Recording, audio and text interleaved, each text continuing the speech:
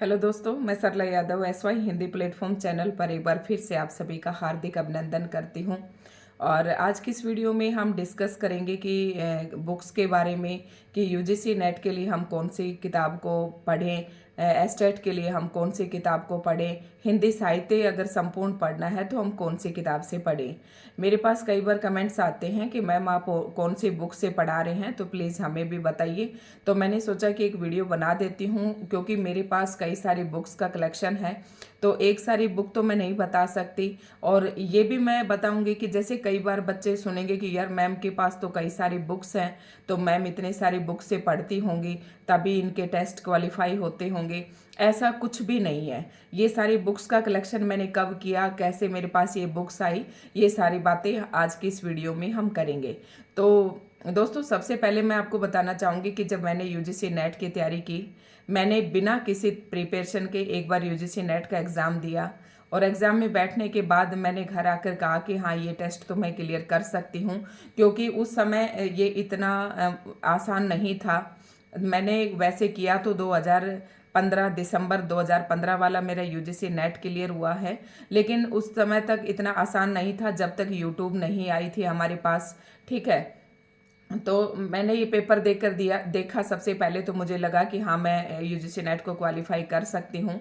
और मेरा सपना भी था, मैं कभी बीएड नहीं करना चाहती थी, मैं असिस्टेंट प्रोफेसर ही बनना चाहती थी। लेकिन उसके पीछे भी कई कारण हैं, मैं एक बार वीडियो बनाकर और बताऊंगी आपको कि किन किन परिस्थितियों में रहकर हमने पढ़ाई की है। एक परिस्थिति तो आप स्वयं ही समझ जाएंगे जब मैं बताऊंगी कि +2 के एग्ज़ाम देने से पहले मेरी शादी हो गई थी बड़ी बहन के साथ, जैसे कि अक्सर अपने गांव में कर देते हैं। तो अब आप समझ गए होंगे। और आज मेरे पास नेट एमफिल तक की हाईएस्ट डिग्री है, तो आप समझ गए होंगे कहाँ तक मैंने पढ़ाई की होगी। तो अब शुरुआत करते हैं हम बुक्स के बारे में। तो सबसे पहले जो मैंने किताब खरीदी थी, उस समय मुझे नहीं पता था कि कौन सी किताब खरीदनी है। तो मैंने बुक सेलर के पास जाके कहा कि मुझे यूजीसी नेट के लिए प्रिपरेशन करनी है, आप मुझे उससे रिलेटेड कोई किताब दीजिए। तो उन्होंने मुझे ये बुक खुद ही उठा के दी थी। और इस बुक की हालत आज आप देख रहे होंगे क्या हो रही, लेकिन मैं इसे फटने नहीं देना चाहती किसी भी कंडीशन में। मैंने ये इसको टेप लगाकर भी चिपका रखे हैं। इसका फ्रंट पेज ही थोड़ा सा फटा हुआ है, लेकिन मैंने इसे मेंटेन कर रखा है थोड़ा सा। और बुक का नाम है प्रतियोगिता साहित्य सीरीज की पब्लिकेशन की ये बुक है। और अशोक तिवारी जो हैं इसके राइटर हैं, तो उन्होंने खुद से ही मुझे ये किताब दी थी। और इस बुक की हालत देखकर आपको लग रहा होगा कि मैंने कौन सी किताब से तैयारी की है। तो भाई, मैंने 2015 में मेरे पास ये किताब आ गई थी और मैंने इसी बुक से पढ़ा। इस बुक का मैंने एक भी पेज नहीं छोड़ा, बिल्कुल इसके पेज गड़ चुके हैं। एक बार मैंने पेन से, फिर पेंसिल से, फिर दूसरे पेन से मैंने टिक लगा लगा कर मतलब पढ़ाई की। और इसका एक एक चैप्टर, ये यूजीसी नेट जेआरएफ के लिए ही है। यहाँ से आपको थोड़ा उल्टा दिख रहा होगा, यहाँ से थोड़ा सा आपको शायद सही दिखे। ठीक है, तो ये मैं दिखा देती हूँ आपको। यूजीसी नेट जेआरएफ फेलोशिप के लिए है, ये सारा इस पे लिखा हुआ है। तो ये किताब मैं लेकर आई थी, फिर मैंने अपना पढ़ाई शुरू की। उस समय तक मुझे सिलेबस के बारे में भी नहीं पता था कि यूजीसी नेट का सिलेबस भी आता है। मैं इसी बुक्स को बस पढ़ने लगी थी। मेरे सामने ये था कि हाँ, मैं पेपर देकर आई थी तो उसमें ये प्रश्न थे और यहाँ यहाँ से पूछ रखा था। और इस बुक में तो मुझे सब कुछ वो मिल रहा है जो पेपर में आया था। ठीक है, तो मैंने इस बुक को पढ़ना शुरू किया, कैसे नोट्स बनाई, एक एक चैप्टर इसका पढ़ा, कोई यूट्यूब का सहारा नहीं था। एक एक पढ़ा और अपने एक कॉपी ली और उसमें मुख्य मुख्य बातों को मैं नोट करते चली गई। तो हार्डली एक टॉपिक के मेरा एक साइड का पेज ही भरता था जब मैं ऑब्जेक्टिव टाइप के नोट्स प्रिपेयर करती थी। ठीक है, तो मैंने इस बुक से पढ़ा। उसके बाद यही बुक मेरी फर्स्ट एंड लास्ट थी। मैंने एग्ज़ाम दिया, मेरे 1-2 नंबर से रह गया। उसके बाद मैंने कोई दूसरी बुक तो नहीं की, इसी को दोबारा से डीप पढ़ा। और हाँ, फिर उस समय मुझे ये तलाश थी कि यार मेरे पास ना रचनाएं नहीं हैं, मुझे प्रकाशन वर्ष की दृष्टि से रचनाएं चाहिए। इस बुक में कुछ एक रचनाएं थी जो प्रकाशन वर्ष के दिए गए के साथ दी गई थी, लेकिन ज़्यादा नहीं था। लेकिन देखो, हर चीज़ आपको 100 का 100% जो है सिलेबस नहीं पढ़ना होता है। आप जो भी यूनिट आप तैयार करें जहाँ से ज़्यादा प्रश्न पूछे जाते हैं, इसके बारे में मैं, अगर आप कमेंट करेंगे तो मैं एक अलग से वीडियो बना दूंगी। ठीक है, तो कौन कौन सी यूनिट्स आपको पढ़नी है उसके ऊपर मैं एक अलग से वीडियो बना दूंगी। तो इस बुक को मैंने पढ़ा, ये मेरी फेवरेट बुक है और मैं इसी में से लगभग आपको पढ़ाती रहती हूँ। ये मेरी फेवरेट बुक इसलिए है कि इसमें से मैं एक चैप्टर पढ़ती, उसके बाद मैं नोट्स बनाती और नोट्स बनाने के बाद इस बुक के जो पीछे चैप्टर के एंड में कम से कम 200-250 प्रश्न हैं ऑब्जेक्टिव टाइप, जिससे आप अपना आंकलन कर सकते हैं कि आपने कितना पढ़ा और आपको क्या आता है। तो इस प्रकार से जो पढ़े गए तथ्य थे वो मेरे पक्के होते चले गए और मेरे अपने हो गए, मुझे कंठस्थ से हो गए थे 200-250 क्वेश्चन। और किसी कारण से अगर 250 प्रश्न मैं चैप्टर पढ़ने के बाद सोल्व नहीं कर पाती थी तो मैं 50% सोल्व करती थी और 50% में से ही मैं 50 बटे मेरे, मान लो मेरे 50 में से 25 सही हैं तो 25/50 गुणा 100 करके मैं अपनी प्रतिशत निकालती थी, क्योंकि मेरा टारगेट था कि अगर मैं 60% के आसपास अगर ले आती हूँ तो मेरा नेट उस समय क्वालिफाई हो जाएगा। ठीक है, तो ये मेरा टारगेट था, इस तरीके से मैंने अपनी पढ़ाई की। दूसरी जो बुक है मेरे पास वो भी मैं आपको दिखाती हूँ। अभी जो मैं आपको कई बार वीडियो लेक्चर लेती हूँ, कई बार पढ़ाती हूँ, तो ये मेरे पास दूसरी बुक है, हिंदी भाषा एवं साहित्य का वस्तुनिष्ठ इतिहास। इस पुस्तक से भी मैं आपको कई टॉपिक पढ़ाती हूँ और ये सरस्वती पांडे, गोविंद पांडे द्वारा रचित ये पुस्तक है। तो ऑब्जेक्टिव टाइप है, अच्छे स्टैंडर्ड की बुक्स हैं।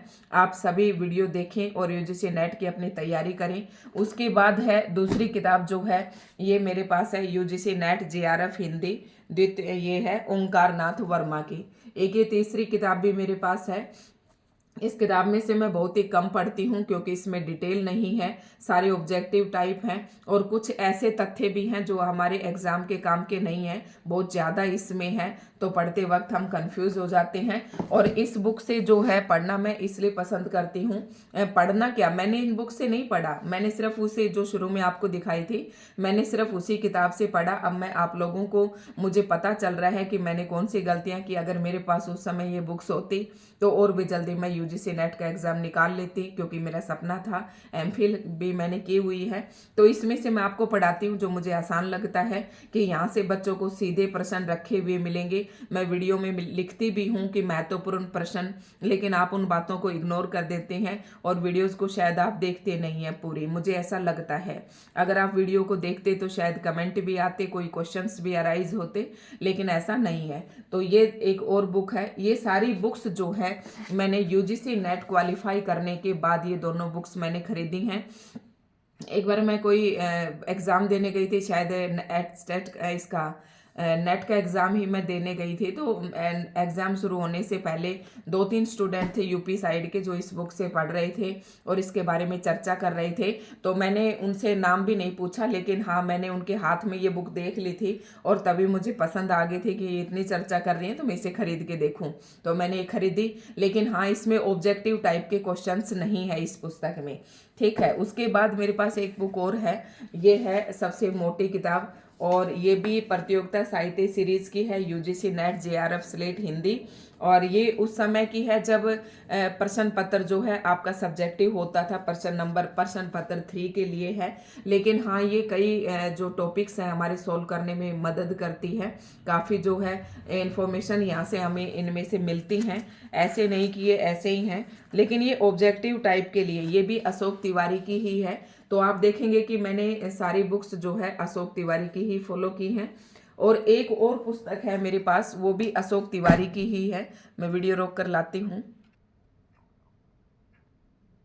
हाँ, तो उसके बाद ये एक और बुक है मेरे पास, हिंदी की ही है और ये भी प्रतियोगिता साहित्य सीरीज और इसे प्रश्न पत्र 3 के लिए थी। और इसके जो वो हैं ये भी लेखक हैं डॉक्टर अशोक तिवारी ही हैं। तो ये पुस्तकें मेरे पास हैं, टोटल 5 पुस्तकें हैं। तो आप ये सोच रहे होंगे कि ये पुस्तकें मैंने आपको बता दी, सारा मैंने यूजीसी नेट क्वालिफाई करने के बाद मैंने ये किताबें खरीदी हैं, लेकिन इस बुक से मैंने कुछ नहीं पढ़ा। इस बुक से मैंने थोड़ा बहुत पढ़ा, पाश्चात्य काव्य शास्त्र मैंने पढ़ा था। इस बुक से मैंने अपने लिए कुछ नहीं पढ़ा क्योंकि नेट क्वालिफाई करने के बाद मैंने ये बुक खरीदी। उसके बाद ये बुक खरीदी तो मैंने ये भी बाद में ही खरीदी है, नेट क्वालिफाई करने के बाद ही। तो ये मेरे बुक्स का कलेक्शन था, और एक आधी और भी किताबें होंगी मेरे पास, और एक ये पुस्तक है, ये मेरी फेवरेट है, मैंने इसी से पढ़ा। तो आज की इस वीडियो में यही कहना चाहूँगी कि ज़्यादा किताबें हमें खरीदनी चाहिए, क्या ज़्यादा मटेरियल ज़्यादा कंटेंट हमें इकट्ठा करना चाहिए। जी नहीं, कदापि हमें बिल्कुल भी कंटेंट उसकी मैटर की तरफ नहीं भागना है कि हम इतने सारा कलेक्शन जब आप कर लेंगे तो आप खुद कंफ्यूज हो जाएंगे कि मैं कौन सी किताब से पढूं। इसके अलावा मेरे पास आचार्य रामचंद्र शुक्ल जी का इतिहास भी रखा हुआ है, क्योंकि एक बार इसमें मेवात में एक यूजीसी इसकी असिस्टेंट प्रोफेसर की एक ही पोस्ट थी, तो मैं वहाँ पर इंटरव्यू देने के लिए गई थी। तो उस सर ने मेरा इंटरव्यू लिया, काफ़ी अच्छा था, लेकिन उन्होंने ये कहा कि बेटा आपके पास पीएचडी नहीं है, और पीएचडी के 30 मार्क्स वहाँ पर मिल रहे थे। इस वजह से एक सीट पर मेरा सिलेक्शन नहीं हुआ। लेकिन उस सर ने मुझे ये कहा था कि बेटा आपका इंटरव्यू बहुत अच्छा है, और आपके पास वो नहीं है, पीएचडी नहीं है, इसलिए आप इनकी बराबरी जो है पीएचडी वालों की आप नहीं कर सकते। और मैंने बताया कि +2 में मेरी शादी हो गई थी, बच्चे भी अब बड़े बड़े हो गए हैं, तो इनको छोड़कर मैं कहीं पीएचडी करने वाली हूँ नहीं बाहर जाकर, और नौकरी का इतना दबाव भी नहीं है। हाँ, पढ़ना, ये नेट क्वालिफाई करना और ये टेस्ट क्वालिफाई करना मेरी इच्छा थी, ताकि मैंने ये सारे क्वालिफाई किए। 4 बार मेरा एस्टेट पीजीटी क्वालिफाई है, टीजीटी एस्टेट 3-4 बार क्वालिफाई है, और मैं प्राइवेट स्कूल में काफ़ी समय से पढ़ा रही हूँ, काफ़ी एक्सपीरियंस है, अच्छी पद भी मुझे वहाँ पर मिला हुआ है, मैंने बताया है। तो आपके लिए यही है कि ज़्यादा आप मटेरियल इकट्ठा ना करें, जितना मटेरियल आपके पास होगा आप उतने ही ज़्यादा आप कंफ्यूज होंगे। तो पढ़ने का सही तरीका क्या है, आप कोई भी आप एक चैनल आप ले लीजिएगा। जैसे कि किसी एक चैनल को पकड़ लिया, मान लो आपने मेरा ही चैनल ले लिया और मैं आपको पढ़ा रही हूँ कि बता रही हूँ कि मैं ये सिलेबस पूरा करवाऊंगी, तो आप वहाँ से कोई अपनी एक किताब परचेज इनमें से कर लीजिएगा, या आपके पास कोई भी किताब होगी। मैं इस बात को बिल्कुल नहीं मानती कि बुक्स सिर्फ आपका मार्गदर्शन करती हैं, आपको कंटेंट देती हैं, और आप वीडियो देखिए, वीडियो लेक्चर से उस टॉपिक को पूरा समझिए, और उसके बाद उसकी बुक्स उसके जो महत्वपूर्ण पॉइंट्स हैं आप अपने खुद के नोट्स प्रिपेयर कीजिए। अदरवाइज तो आपको मार्केट में बहुत सारे नोट्स मिल जाएंगे, दुनिया भर के नोट्स हैं। अगर नोट्स से ही परीक्षाएं पास होती तो शायद हर एक स्टूडेंट जो है यूजीसी नेट को क्वालिफाई कर लेता या अन्य एग्जाम क्वालिफाई कर लेता। ठीक है, तो कोई एक बुक लीजिए, आप उसका टॉपिक पढ़िए, पहले यूट्यूब से कोई एक चैनल आप पकड़ लीजिएगा और वहाँ से उस टॉपिक को पढ़िएगा, और उसके बाद से आप अपनी बुक से पढ़िएगा, और फिर बुक में जो फालतू कंटेंट है उन्हें भी आप अपने नोट्स में ऐड कर लेना। तो इस प्रकार से आपको पढ़ना है, ऐसे ही मैंने अपनी पढ़ाई की थी। उसके बाद आप पूछेंगे कि मैम आपने नेट और एस्टेट कैसे पास किए। तो नेट और एस्टेट के लिए, टीजीटी पीजीटी एस्टेट के लिए मेरा यही हिंदी साहित्य था। मैंने एक बिल्कुल भी अलग से हिंदी साहित्य नहीं पढ़ा, ना ही मैंने कोई बुक्स खरीदी थी, क्योंकि ये बच्चों के मन में वहम होता है कि अब DSSB का एग्ज़ाम आ गया, अब हम कौन सी बुक खरीदें, अब यूजीसी एस्टेट का आ गया, उसके लिए कौन सी। अरे हिंदी साहित्य, मैं बार बार कहती हूँ, सभी के लिए एक जैसा है, बस वो टीजीटी लेवल है या पीजीटी लेवल है या नेट का लेवल है, उसके अकॉर्डिंग क्या है आपका थोड़ा सा क्वेश्चंस का जो स्टैंडर्ड है बस वही बदलता है। टीजीटी में थोड़े से लेवल लो लेवल के पूछ ले जाते हैं, पीजीटी में थोड़ा सा हाई पूछ ले जाते हैं। अब कुछ बच्चे क्या करते हैं कि ऑब्जेक्टिव टाइप पढ़ने में विश्वास रखते हैं। अब मैंने इस पूरी बुक की डिटेल पढ़ी, जब मैंने पीजीटी एस्टेट का पेपर दिया तो मैंने पाया कि अगर जो बच्चा ऑब्जेक्टिव पढ़ रहा है उससे ये प्रश्न जो है कदापि सोल्व होने वाले नहीं है। जो डिटेल से पढ़ेगा, जिसने टॉपिक की डिटेल पढ़ रखी है, वो पीजीटी एस्टेट जो है इजीली निकाल जाएगा। फिर भी आपके कोई डाउट है तो आप पूछना, वीडियो थोड़ी सी बड़ी बन जाती है तो अपलोड करने में भी दिक्कत रहती है। ठीक है, तो आज की वीडियो में हम इतना ही बात करेंगे। फिर मैं, अगर आप कमेंट करते हैं तो मैं कोई और वीडियो आपको बनाकर बता दूंगी। तो एस्टेट मैंने ऐसे निकाला, मैंने कहीं से कुछ नहीं पढ़ा। हाँ, सीडीपी जरूर पढ़ी थी, और हरियाणा जीके जो है वो मेरी काफ़ी सही थी, मतलब स्ट्रॉन्ग तो नहीं कहूँगी लेकिन काफ़ी हद तक मुझे आती थी, मैंने पढ़ा। ठीक है, हरियाणा जीके को, और 10 में से 7 से 8 क्वेश्चन मेरे सही हो जाते हैं। और जो हिंदी व्याकरण है, मैंने वीडियोस डालनी शुरू की थी लेकिन ज़्यादा इंटरेस्ट मुझे दिखाई नहीं दिया, तो मैंने उसमें से फिर वीडियो डालना मैंने बंद कर दिया। लेकिन हाँ, अभी जो 2022 में मैंने पीजीटी एस्टेट दिया था, 15 में से मेरे 13 क्वेश्चन सही थे, 15 में से 13 क्वेश्चन सही थे। और 44 मेरे 60 में से बिल्कुल सही थे, तो मुझे एस्टेट पास करने में कोई दिक्कत ही नहीं हुई। पता नहीं आप लोगों को क्यों डर लगता है। अगर आप लास्ट में इस वीडियो में मैं यही कहना चाहूँगी कि अगर आप हिंदी विषय के अध्यापक बनना चाहते हैं, हिंदी विषय से यूजीसी नेट और एस्टेट निकालना चाहते हैं, तो जो पढ़ने का तरीका वो मैंने आपको बताया। आप नोट्स के पीछे न भागे, किताबों के पीछे न भागे। सारी किताबें एक जैसी हैं, कुछ एक आधी लाइनें इसमें अलग हैं, इसमें अलग है, कुछ इस तरीके से आपको मिल जाएगा। तो आप सारी बुक्स नहीं पढ़ सकते, ठीक है। मैंने एक ही किताब पढ़ी थी, जब तक कि मैं अननोन थी इस किताब के बारे में, ना ही किसी का सजेशन था कि ये किताब बहुत अच्छी है, आप ये खरीद लीजिएगा। मैंने तो वैसे ही बुक सेलर को बोला और उन्होंने मुझे ये दे दिया, लेकिन मैंने इसे ही पढ़ा और इसकी हालत आप देख सकते हैं। अंदर से तो थोड़ा वीडियो में तो क्लियर नहीं आएगी, लेकिन हाँ, इसका मैंने कुछ भी नहीं छोड़ा। और मुझे आज भी पता, आप कहें कि मैम ये प्रश्न इसमें से ढूंढ के दीजिए, तो मैं तुरंत आपको ढूंढ के दे दूंगी कि इसमें कहाँ कहाँ क्या है। मैं थोड़ा ढंग से दिखाऊं तो भी नहीं दिख रहे हैं पेन के मार्क जो इसमें किए गए हैं। तो ये था आज की वीडियो का, ये सारी मेरी किताबें थी और किस प्रकार से मैंने पढ़ी ये भी मैंने आपको बता दिया है। तो एस्टेट से की अगर आप तैयारी करना चाहते हैं या अदर स्क्रीनिंग एग्जाम की तैयारी करना चाहते हैं, या फिर आप यूजीसी नेट की, तो आप हमारे चैनल से बेफिक्र होकर जुड़ सकते हैं। देखो, कोई भी मंदिर जो होता है ना, वो खुद नहीं पूजता है, मंदिर को पुजारी पुजवाता है। तो जब कैंडिडेट हमारे साथ जुड़ेंगे और कहेंगे कि मैम ये टॉपिक करवाइए, ये करवाइए, तो हमारा मोटिवेशन बढ़ता है और आगे वीडियो बनाने के लिए हमें मोटिवेशन मिलता है और मन करता है कि हमारे साथ बच्चे जुड़ रहे हैं, हम काफ़ी अच्छे तरीके से और अच्छे बेस्ट कंटेंट के साथ और बेस्ट तरीके से पढ़ाएं।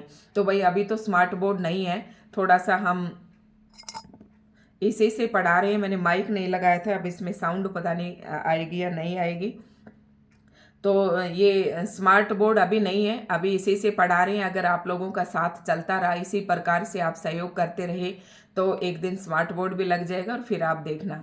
तो आज की वीडियो में इतना ही था दोस्तों। अगर आपको आज की वीडियो अच्छी लगे तो लाइक एंड शेयर करें और चैनल पर नए हैं तो चैनल को सब्सक्राइब जरूर करें।